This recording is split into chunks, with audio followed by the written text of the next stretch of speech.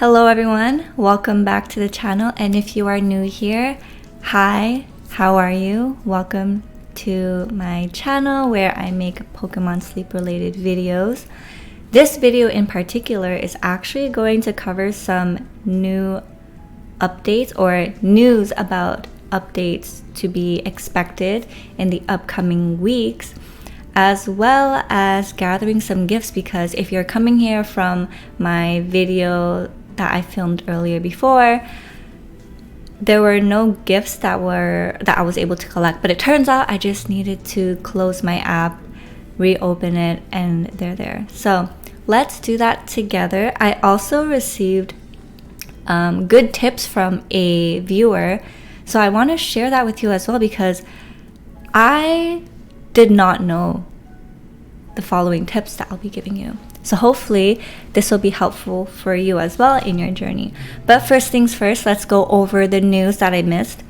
So the one with the picture caught my eye. So that was like the only one that I went over in my previous video, basically covering new bundles that will be available in the shop, because we have now befriended 100 million Pokemon on Pokemon Sleep. So that's pretty exciting. Now, the news that I missed, this one here, the general notice, future features and adjustments, volume 2. So what's to come? Thank you for playing Pokemon Sleep. We are currently in the development of the following points.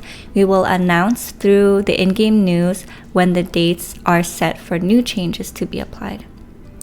Sorry, I'm reading a bit slow because I'm reading on my desktop screen, but the font is small, so I'll probably just read on my screen, so I'll be looking down.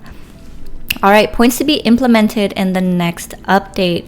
Pokemon recovering a small amount of energy from sleep while inside the Pokemon box. This one I'm so excited about, because having to rotate your Pokemon and choosing which one you want to go to bed with every night, and knowing that they're the only ones that are going to recover energy, that is so sad, because then what if you want to switch it out later, but the Pokemon inside your box have no more energy? So as of right now, there's, unless you use like energy pillows or something, but like, come on, let's be real. How many of us have a lot of those laying around unless you pay to win? And I'm a free to play casual enthusiast, so I don't have that sort of money to throw around on this game. So I'm very, very excited about that. I can't wait till they implement it. The other thing is fixes to an issue that caused the effects of Pokemon natures not to be reflected when candies were used to give EXP. Very interesting. Honestly, it doesn't affect me too much right now. But I can see this being very beneficial moving forward. Alright, points currently under development, implementing seasonal events like adding new Pokemon in September and October, just in time for Halloween, and adding new relaxing sounds and alarm sounds. So that will be interesting. Right now my alarm sound is that regular schmegular iPhone one that goes like wham, wham, you know. So kind of excited to see what that would be like, and maybe I'll be using the alarm on Pokemon Sleep instead. But another thing, this is just a side note, one thing I noticed when I was playing the game is that they really think about everything. Like if you look at the islands available, it's like Greengrass Isle, Cyan Beach, Topalos, and then it is, I think it's like Icy Tundra. But when you think about like the progression that people will go through throughout the game, it really falls into the timeline of when those isles are recommended for you to be going to. For example, I'm sure a lot of you guys would reach RP level 4,000 by the time like Halloween comes. So that means you'll be in Topalos, which means for content creators or people who like to record and share their stuff, the island is really going to match with the season and the holiday, Halloween, that's coming up. And then, you know, once winter rolls around, that's when people's teams will be even higher RP, which means we're all going to be headed to Icy Tundra. and in terms of like videos and everything, it really just fits the current season timeline that we're in. I just thought that was interesting. Maybe not that interesting to you guys, and I just rambled on for like nothing, but yeah, just an observation. All right, known issues slated for improvement in future. Sleep tracking failing in some cases during maintenance. I think that happened to me once. Allowing the whole team to eat cooked dishes together, recovering a small bit of energy. I'm very excited about that one as well. But then that kind of like makes my idea of having a Wigglytuff and Sylveon not really needed anymore, because energy for everyone, there's a chance of having the skill pop. But if you are for sure going to be cooking 3 times a day, then that kind of like makes those Pokemon not really wanted no more, right? So I guess I'll have to rethink what Pokemon I want to invest in. All right, moving on. Adjustments to make it easier to collect berries and ingredients from helpers. I wonder what that means. Maybe they're probably going to switch the frequency. I don't know. But excited for that as well, because more ingredients and berries is never a bad thing. And here it is, special gifts. Speaking my love language. All right, thank you for playing Pokemon Sleep. We are giving each player a gift as a token of our gratitude.